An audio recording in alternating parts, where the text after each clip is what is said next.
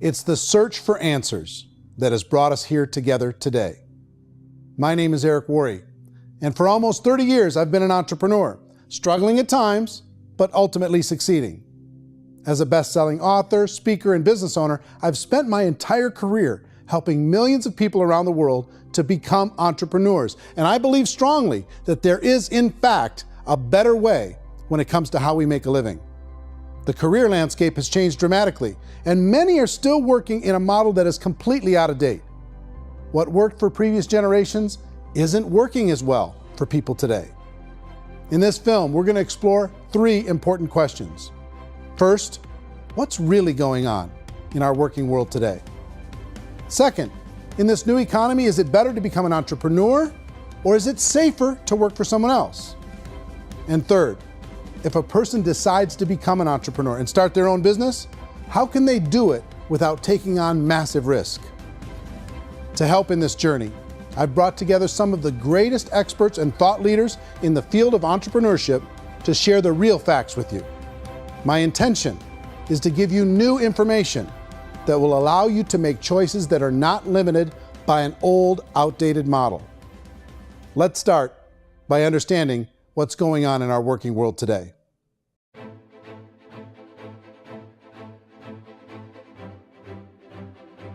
Let's look at unemployment. 30–40% of the people are honestly not working, but would be working. What our government does is if you haven't found a job in 6 months, we don't call you unemployed. We pretend you dropped out of the labor force. I've often said that unemployment, particularly structural unemployment, that's unemployment due to technological changes, is the first sign of economic growth. Think of it, 10 people live on an island. They go out every day and fish. One day, new technology shows up. A missionary brings them a net. Now, using the net, one pilots the boat, one throws the net. 2 fishermen can do all the work 10 used to. That's a 500% increase in productivity, 2 doing the work of 10, in one day. You don't have to learn a lot to learn how to throw a net instead of throw a fishing line. The island's got a big problem, 80% unemployment. But the island still has all the wealth of the fish because the 2 people produce as much fish as 10 did. Now, of course, looking back in history, these changes used to take thousands of years. And during that time, we went into farming and transportation. Some of us became doctors and some teachers and lawyers, and we developed all these new professions and new manufacturing jobs. Today, these changes are occurring literally in one day when a new technological advance occurs, and we don't have the social structures to deal with it or to retrain the unemployed people. So one of the things that I think is interesting as I travel across the country and really travel around the world is the way that we work and the way we get paid for work is changing pretty dramatically. On a global basis, everything is being turned upside down because of the rapidly advancing technologies. They are eliminating many jobs, and we have been left with many people not prepared for the jobs that exist. A lot of demand in public companies was to squeeze out all the fat and to get just as much margin as we possibly could, and fat equals humans. So this idea of job security in information age is so obsolete, but it's still taught inside our school system, and that's where the problem starts. There's no financial education in the school system, and people are still trained to be employees to work for that paycheck. This is a chart on the middle class. What's happening in the middle class, those that went to school, their incomes have been coming down for years. And parents still say to their kids, go to school, get a job. Now what happens to all those middle class people who are dropping off the ends of the chart? Well, they become what's called working poor. And this is what happens to working poor. But they say poverty is ending. Well, poverty may be ending, but working poverty is going up. And this is food stamp usage. So food stamp usage in America is going through the roof right now, because people cannot earn what they call a living wage. Most people have experienced financial pressures that I think are probably greater than they have been in the past. If you're not working for yourself, then it's going to be a pretty hard road for a lot of people. Today, if you're going to control your future, the 40-40 plan is gone, where you can graduate from college and get a job and work for 40 hours a week for 40 years. That day is gone. So some of these charts actually tell you what's going on. And this is a really interesting one, you know. People are going back to school because if I go back to school, I'll get a nice job. But this is what's happening to, it's called Sallie Mae, which is the student loan guys. student loan is going through the roof. It's now over $1 trillion, and student loan debt is worse than credit card debt. So when people stopped using credit card, the government got people into student loan debt. And the problem with student loan debt is you can never be forgiven. See, with credit card debt, you can declare bankruptcy and then all's forgiven. But student loan debt, you can declare bankruptcy, you still owe it. It's the worst of all debt. But this is the next picture. Look at this chart here. This is what's happening to wages of college graduates. It's going down.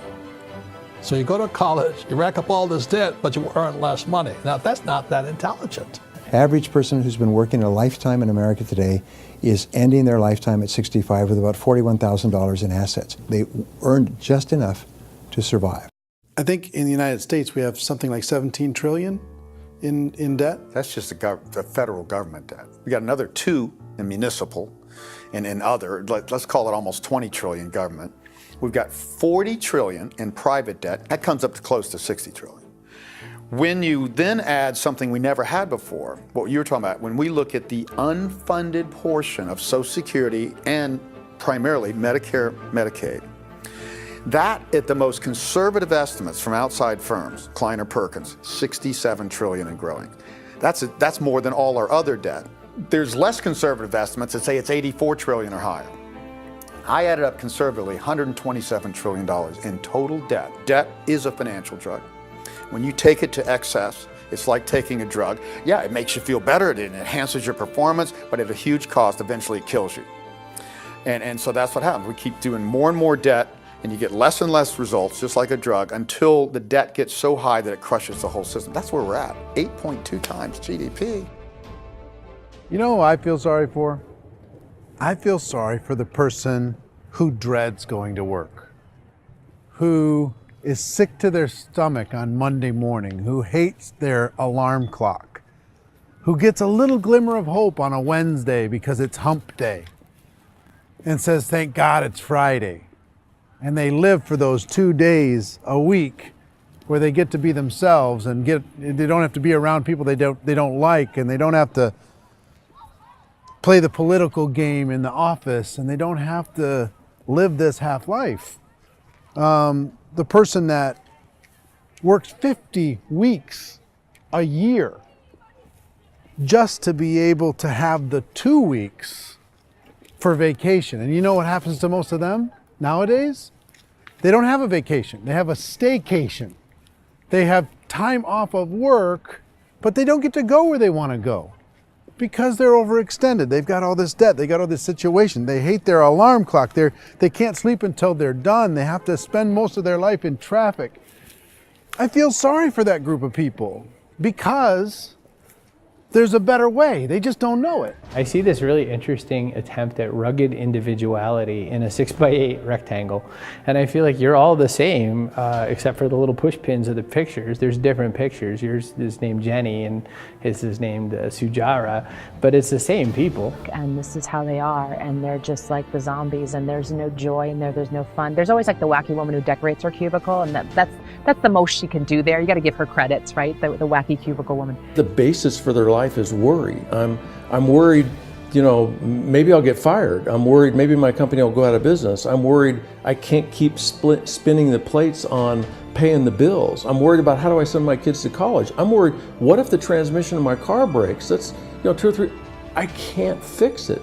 People live in a sea of worry, and it eats at them. Those signs that people held up during the Depression didn't say looking for gainful employment in a cubicle. It said looking for work. Work is what we're looking for. Job is just a unit of measurement. Work is what we're going after. It's time to look in the mirror and say, it's not the economy, it's my economy. It's my little world of where I am. I need to improve. I'm not going to wait for the economy to come back, because frankly, the economy is doing great in this country. So I'm here on Wall Street, the financial center of the universe, the financial capital of the world. This is where most people's money goes to at least be held for a time, right? With interest rates in banks being effectively zero, and many experts are predicting it's going to stay at zero for the next 10, 20, even 30 years, people feel like they don't have any choice but to put their future into equities, to put their future into the hands of other people on this stock market, and hope that the stock market goes up, hope that the stocks that their advisors pick or that they pick goes up. That's one way to go, I guess. It's my personal belief that if you put your future into the hands of yourself, in other words, you have earning power by yourself, I think you're a better investment than these guys. I think you controlling your future is a better option than handing over your retirement to these guys. The average household income in the United States is approximately $50,000 a year, what they call the middle class. To reach the top 25% of income earners, you'd need to earn at least $90,000 a year. To reach the top 10% would be a household income of $140,000, the top 5%, $190,000, and to be in the top 1%, you'd need a combined household income of at least $380,000 a year. So here's the question. What do you think would give you the best chance to move up and get to the top 10%, the top 5%, the top 1% or beyond? In my opinion, and in the opinion of many, many experts, the answer is to become an entrepreneur, to become your own boss. I think you have to be a business owner. I can't, the only time I ever say to someone it'd be great to be an employee is when they've already told me they've surrendered. I only tell people who are wounded spiritually that they should be an employee. And it's that feeling that you get when you pick up the backpack off the little Cub Scout and say, "Don't worry, little guy, we'll get you back to the camp."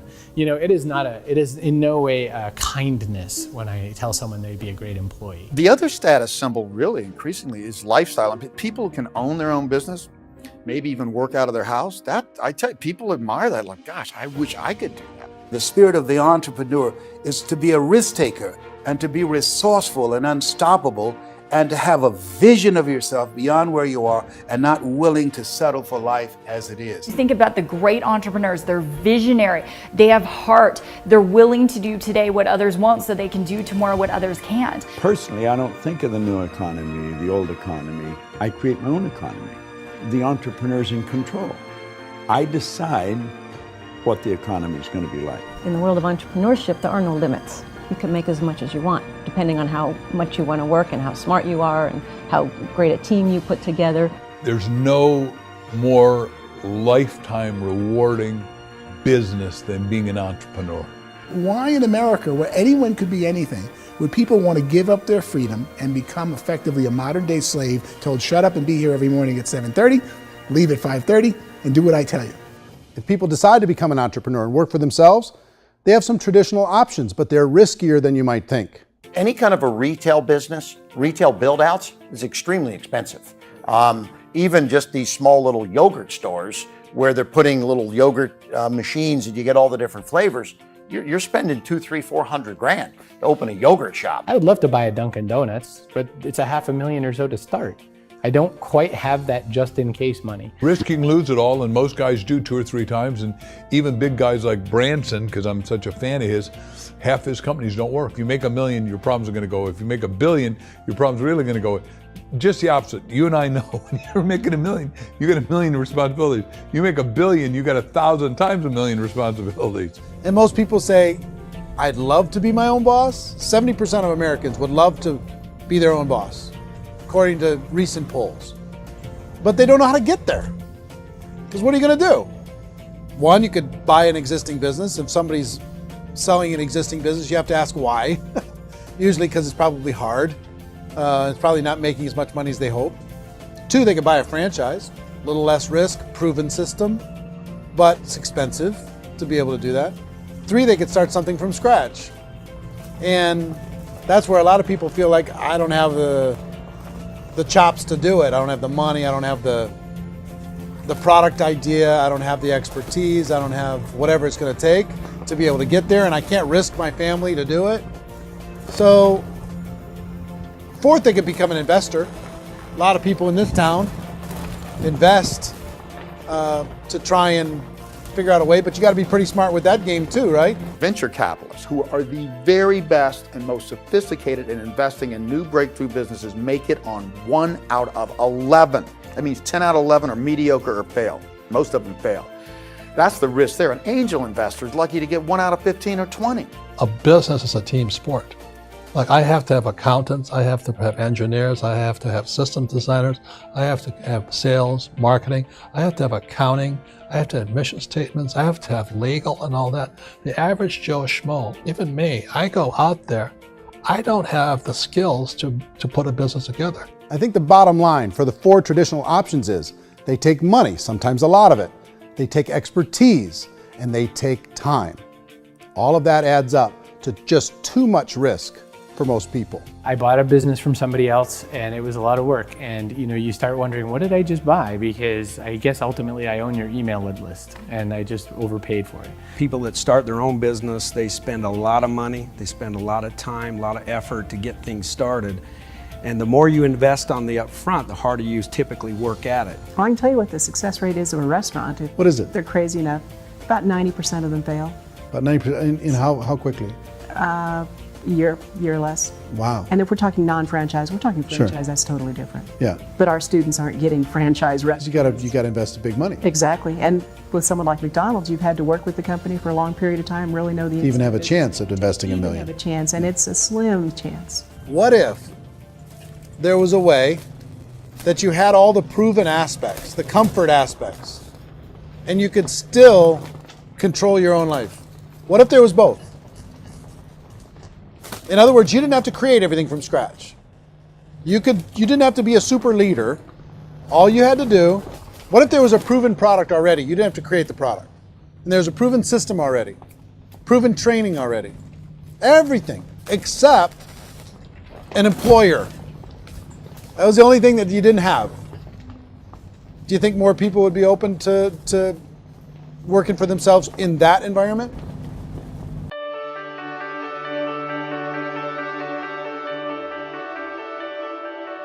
In our search for a better way to make a living, we've come to the conclusion that becoming an entrepreneur is actually safer than being an employee.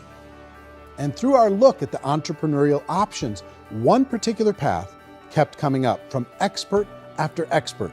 And I think most people will find it surprising because it's certainly a non-traditional business model. That model is for people to start their own business and become an entrepreneur through the creation of a network marketing business. Some people call it direct selling because the product is being sold directly from the manufacturer to the end consumer, cutting out the middlemen. Other people call it multi-level marketing, or MLM, because there are multiple levels of commissions paid. The most common term today is network marketing, because network marketing best describes using a large group of independent distributors, independent entrepreneurs, to move a product or service more efficiently. So my friend here, Donald Trump, and I, we always write about the network marketing industry. And the reason we support the network marketing industry is because it really is a business school for entrepreneurs. Because most people come out of school looking for a paycheck. Oh, that's terrible. I went to network marketing like that. I think if it didn't exist, we should invent it. It is that good. I think direct selling is a great way to do business today. It's very easy to get into that industry, and you can be self-employed, be in effect an entrepreneur. When we see multi-billionaires adding network marketing companies to their portfolio of companies, that would be a clue. When we see people who are very famous authors and very famous business people endorsing the industry, that would be a clue. These network marketing companies aren't $50 million companies, they're billions and billions of dollars. They lead the stock market, they're major companies. When we're going to get it? You know, and you're going to school to work for a paycheck, but if you want to be rich, be an entrepreneur, and network marketing gives you the spirit to be an entrepreneur. A traditional company will spend up to 50% of their total revenue on marketing. Network marketing companies use a different approach. Instead of having all that extensive marketing expense, they utilize a network of independent distributors to do the marketing for them. Now, why do they do this? First, because word-of-mouth advertising is so much more effective today than traditional media advertising. Second, some products need to be explained or demonstrated and an independent salesperson can do that more effectively than an ad campaign. Third, it's completely efficient. The company only pays for the marketing of their product if a sale happens and not before. Imagine if Amazon allowed you to become an independent distributor and paid out 40% of its revenue to that distributor group. All you had to do as a distributor was recommend a product, and if a person bought it on Amazon, Amazon would take care of all the logistics and you'd get paid for bringing the customer. Now imagine you got paid for every purchase that customer made for the rest of their lives. Well, Amazon doesn't offer this option, but network marketing companies do. 85% of all buying decisions in our society are made as a result of word of mouth or reputation. We're recommending things to each other all the time. You know, who's your dentist? Who's your doctor? Who's your lawyer? What detergent, are you using? What legal system are you using? What product are you using? We're talking to each other about the things that we love anyway. When you go into a big box retailer, you're lucky if the clerk looks you in the eye, much less gives you any detailed or accurate information about what you're purchasing. So of course, this personal information, this education coming from a friend, a neighbor, a relative, or even a stranger, but one who has experience with the product is extraordinarily valuable. As a matter of fact, network marketing can educate consumers probably better than any other form of marketing. It certainly can do better than advertising, because advertising usually has a certain hype to it and you can only get limited information. So, network marketing trumps advertising. If you were a typical sales company and you wanted to sell $1 million a month worth of product, you might go find 100 superstar salespeople. The quota would be $10,000 a month. So network marketing as a distribution system just flips the numbers. So we use 10,000 happy, raving fans of a particular product, and we don't concern ourselves so much with how much product each one of them individually sells. If they sell just $100 or $200 a month, and there's 10,000 of them, you're selling $1 million to $2 million a month worth of product. And that's the best way I can explain how network marketing works. This is the marketing arm of the company. There's not money being wasted on bricks and mortar. There's not money being wasted on inventory that's sitting stagnant somewhere. There's not of employees standing around that don't have customers. These are people that are going to connect with customers. These companies allow people to become independent distributors for extremely low cost and with no minimum time or sales quota. Essentially, they own their own business and can provide as much or as little sales as they choose.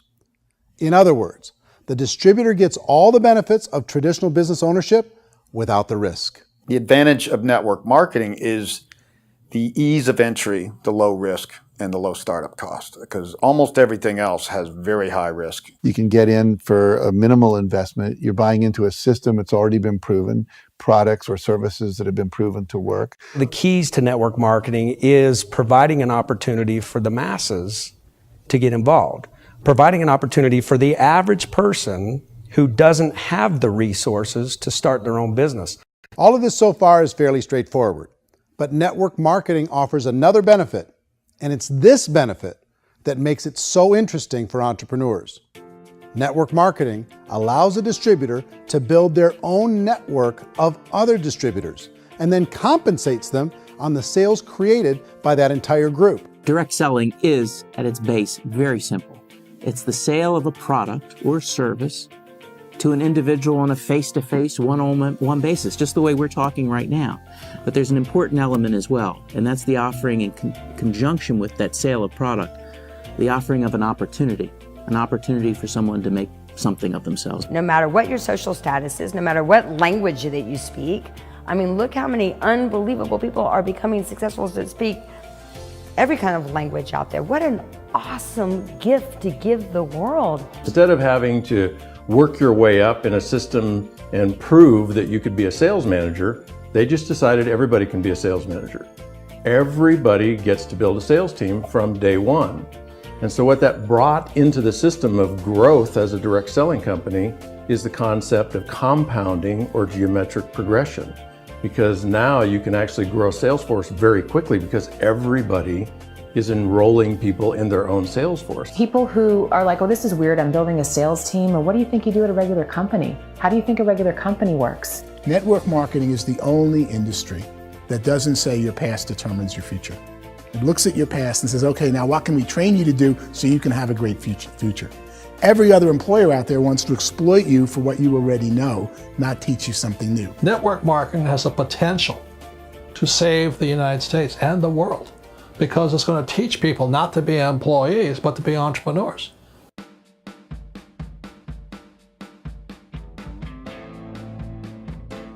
According to the Direct Selling Association, if you add up all the network marketing companies around the world, they combine to do over $178 billion a year in retail sales. To give you an idea of how big that really is, the NFL, the National Football League, does approximately $9 billion a year. The music industry does a little more than $16 billion a year, and the movie industry does about $80 billion a year. Using a conservative average, network marketing companies pay their distributors about 40% of that $178 billion in the form of commissions, which adds up to more than $71 billion a year. That's almost $6 billion a month. It's almost $200 million in commissions every single day. So it's certainly working, and people are making serious money in network marketing. With the growth of the direct selling industry over the last 10, 15, 20 years, we've seen a broader understanding of the channel. We have seen more and more people getting involved in the business, so our penetration in the marketplace has increased, and thus the understanding in the marketplace of who we are has increased. And we've seen non-direct selling companies look at the direct selling model and say, something's going on there. People are making money, companies are being profitable, individuals are being motivated, product is being delivered to market. Maybe we should explore this. Some people think only the people at the top make money. Well, let's take a look at that as well. In the network marketing profession, there are roughly 500 people in the world who earn over $1 million a year. If you round that number up to $2 million a year, that adds up to about $1 billion a year. That takes the $71 billion paid out each year down to $70 billion. So where does the rest of the money go? The vast majority goes to part-time people making anywhere from a few $100s a month to many thousands of dollars a month. It goes to people who choose to make it a full-time career move and earning even more than that. Every day, people are using the money they earn through network marketing to pay off debt, have more fun, and improve the quality of their lives. Everyone I know in network marketing has been doing that since the 50s.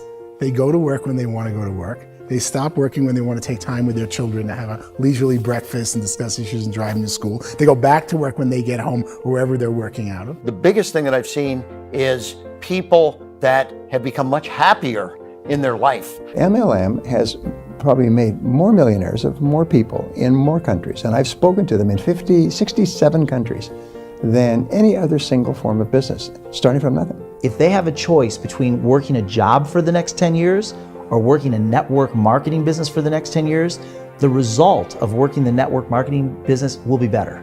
A lot of people within the industry go on and make this a career and do extremely well at it. Network marketing has been nothing but good for everyone I know that's been involved with it because they did it seriously and they played full out and they've been very successful. It's been a constant barrage of success stories and people showing off stuff that they got as a result of it. How many people are involved? Approximately 16 million Americans and 96 million people around the world are currently participating in network marketing. And in a recent poll, 82% of those people report a good, very good, or excellent experience with network marketing. So people are happy.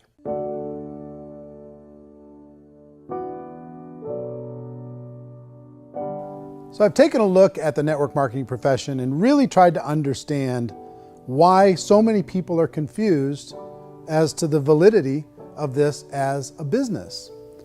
One is this pyramid shape. People get really messed up with this pyramid. Oh, it's one of those pyramid things. So I just think there are a lot of haters out there who really don't understand the industry and say, oh, it's a get-rich-quick scheme. It's a pyramid. Well, corporate America is a pyramid scheme. You know what I mean? It goes like this. You have thousands of MBAs, let's say working for Ford or General Motors or Coca-Cola. If all these MBAs are all trying to get to here, that's a pyramid. Only one guy's going to make it. Every 10 years, one's going to make it. Whereas you look at network marketing, it's like this. So you're here, and your job is to develop other CEOs coming up behind you. So it's an inverse pyramid. In network marketing, it's a very simple concept. If you sell product, you get paid. It is paid based on production. There is no first mover's advantage.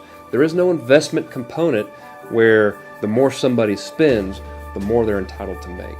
So the two are polar opposites of each other. It doesn't matter what shape the company is or the compensation plan is shaped, whether it's a circle or a pyramid or a triangle or a trapezoid, it doesn't matter. If compensation is coming primarily from recruitment, then you've got a problem.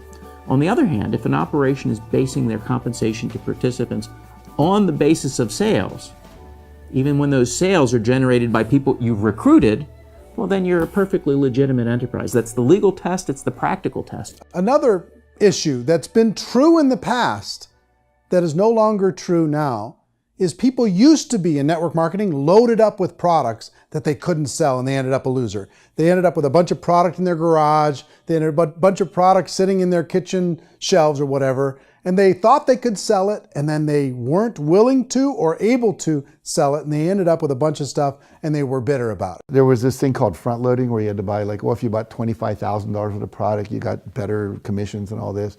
Today, it's almost all done by computer. It's direct mail, comes from a warehouse somewhere else. You don't have to have all this inventory. You don't have to stock up. It's a paperless world now. You know, most of it's done online. You have a back office. It really works. And I mean, the technology has changed everything. Third issue is people start talking about 99% of people in network marketing don't make any money. Well, we've talked about that over the course of this journey together.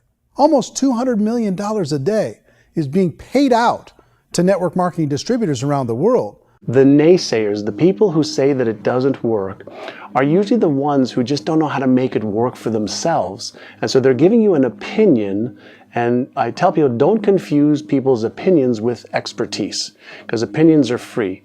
And don't confuse sincerity with the truth, because people could be sincerely wrong. But here's the reality inside of network marketing. The vast majority of people that get involved in network marketing just become customers, and they get involved to be able to purchase product at a lower price. If you take Costco as an example, if a person goes into Costco and gets a membership to Costco so they can get a lower price on the product, we don't call that person a loser because they have a bunch of product that they walked out with a smile on their face.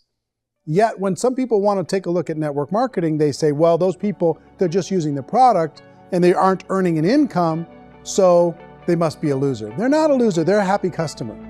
That's the vast majority of people that are involved in network marketing. Now, a smaller percentage of those people decide to go build a business. They earn $300 a month, $500 a month, $1,000, $2,000. That's the bulk of earnings in network marketing. And then there's the few that really decide to take it serious, really decide to build a large network, really work to make that network very, very productive. And those people make huge amounts of money, and there's no cap.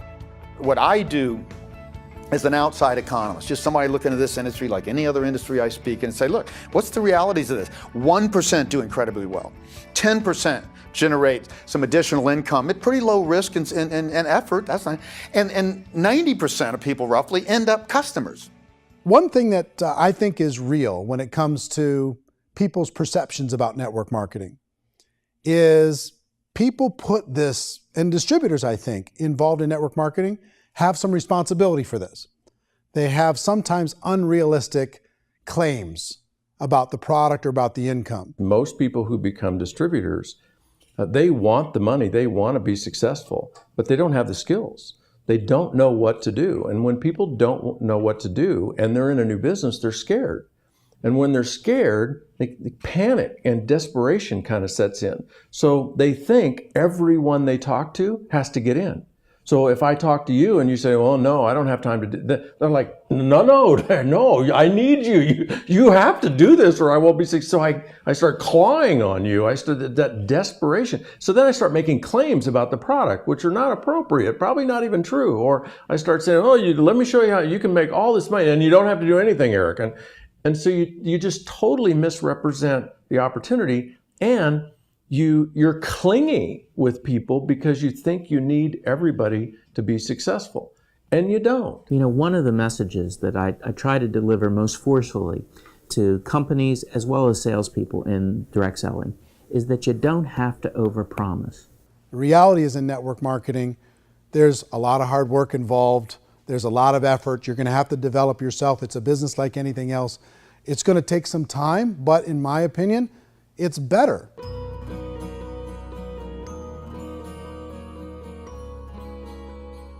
It's light years better for people starting today than it was even 5 years ago. I think it's more widely accepted now, and people understand it is a business. It is being an entrepreneur. It is being a business owner. Our belief system is based upon our evaluation of something, and frequently if we reevaluate a situation, our belief about that situation will change. The industry has changed and it's grown up. It's totally transformed. You've got young people today that have grown up with social media, and they understand networks. They understand how people are connected through technology, and they understand how money flows through those networks.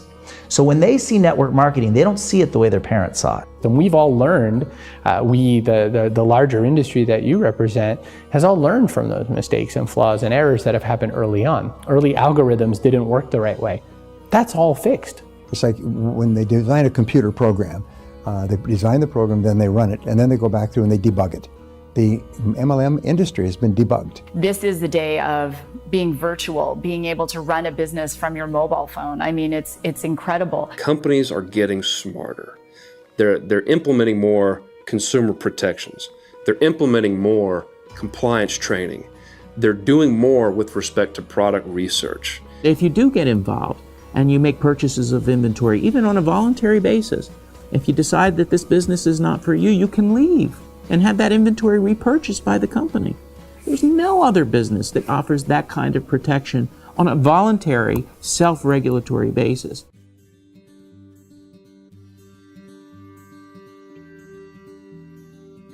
If you decide to look further into a network marketing business in order to generate more cash flow for your family, I would recommend reviewing the following 4 elements. First is the product or service. And on the product or service, I would ask 5 important questions. 1, do you like it? Is it something you would feel comfortable sharing with others? 2, is there a recognized need in the marketplace? It's hard to create a need if one isn't naturally there. 3rd, does the product meet that need? Does it solve a legitimate problem for consumers? And 4th, is it priced to sell? Can it compete in the marketplace? And 5th, is it priced for profit? Is there enough margin for the company and the distributor to be able to generate income for the long term? If you can answer the questions on the product to your satisfaction, the next element to consider is the company itself. Is it well run? Do you believe in the founders or the management team? Do you feel they have what it takes to go all the way? See, it doesn't matter how good the product is if the management can't take care of the company. Good management can change with the times. They can handle adversity. They can make good decisions. Make sure you choose a company that can serve you for a long time. The third element to consider is the compensation plan. And with that, there are 3 important things to look at. First, a brand new person needs to be able to generate some money fairly quickly. It may be an obvious reason, but you can probably imagine the ripple effect of a distributor getting involved and having even a small victory fast. That can only help with the overall success of the organization. Second, a person should be able to develop a moderate part-time income in a reasonable period of time. As they develop their network and as their sales grow, they should be able to enjoy more benefits. And third, for the people who are really serious, for those who decide to really go pro in the network marketing profession, there should be the possibility to make a serious full-time income if they work hard and are committed to developing their skills. If you're comfortable with the product, the company, and the compensation plan, the last thing you should look at is the support that will be made available to you. Does the company have a website? Does it have a solid online reporting tool? Do they have comprehensive training available? Do they host events to help you build your business? If you decide to do this, what kind of a support system can you plug into? Choosing a network marketing company is a personal decision. But evaluating the 4 elements of product, company, compensation plan, and support is a great place to start. Is the company promising that you're going to get rich quick or that you can make a lot of money without a lot of effort? That's a red flag. Is there a product that you really believe in that you think can be sold? Or are you being told by salespeople or the person who's trying to recruit you or by the company itself that don't worry about the product, all you have to do is recruit other people into the business? Red flag, warning sign. If you're hearing that, take a second or even a third look. Get to know the customers, the products, the business, have some success, and see where the opportunities might take you to move up in the organization. You want to find out how concerned are they about my education, my training, and my development? Is there a space for me to grow? Most important question. Learn everything that you can about the product. Make sure it's something that you believe in, and learn everything you can about the industry and work that system. You have to be very passionate about whatever that company is doing. I would get involved. You can always test drive anything, the product, the service, the community, and then lean into it a bit. If it feels good, then lean into it a lot. Behind me is the Lincoln Memorial. And this is a place where Martin Luther King Jr. had his famous "I Have a Dream" speech. And at that speech, he talked about his dream for equality for everyone around the world, and that's a noble dream. But I think more people need to remember what it was like when they were kids and the dream was still alive in them. Before it got beaten out of them by reality, by this paycheck, by these responsibilities, and by having to live for this job to pay the bills. I think people need to remember that, go back to that. Once they know that there's a better way, I think their future is going to be much brighter. They can live a better life.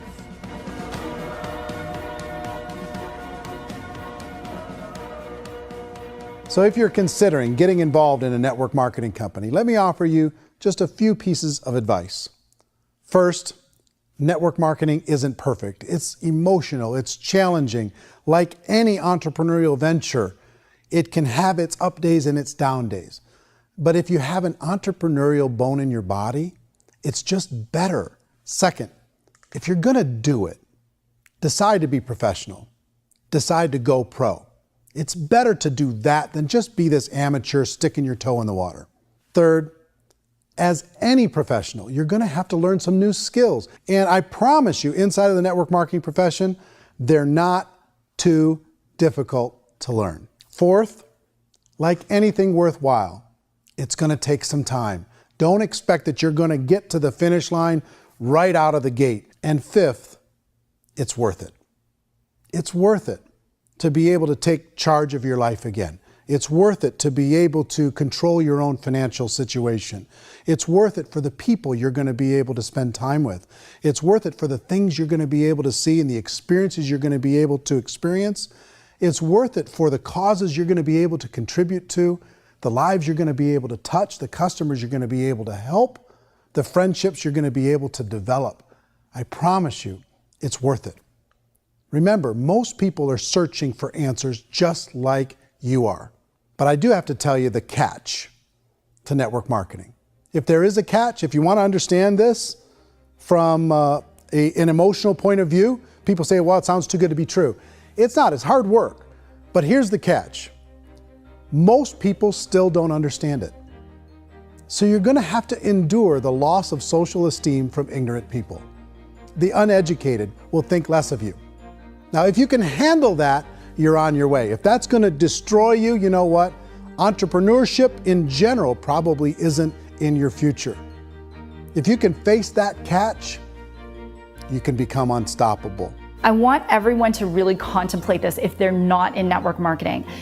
You're in a job, you probably have a mortgage, you have rent, you have debt, whatever's going on. You're in a prison. You work just hard enough to keep them from firing you, and they pay you just enough to keep you from quitting. Come on! I've been there, done that, and bought that t-shirt. In network marketing, if you run into failure, it's really just a homework lesson for yourself. There's no one to blame. You really have no excuse not to be successful. You just don't. People don't want to hear that, but there's so much available to you. If you want to be a good network marketer, be a student to the people above you, be a fellow traveler to the people on the same level, and be a teacher to those below, and know when it's appropriate to do which. People who are not afraid of asking people to buy things or not afraid of persuading people with a chance they may say no. These people own the future. Nothing happens until something moves. So you got to go move, you got to go do something, or nothing's going to change in your life. In the beginning, you're going to do a lot of things that you don't get paid for. But as you go down the road, you get paid for a lot of things that you don't do. And your job is rehabilitate the spirit, the entrepreneur spirit in all of us. You get it back. Either give it a strong yes or a strong no, but no wishy-washy, dilly-dally stuff in the middle.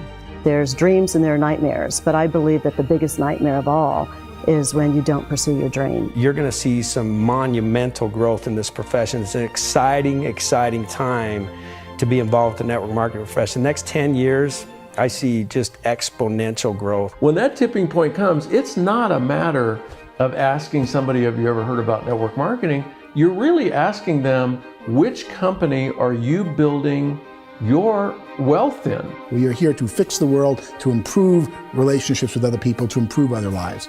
And the real reward comes as an entrepreneur in any level from teaching somebody something and watching them soar. There is no greater reward.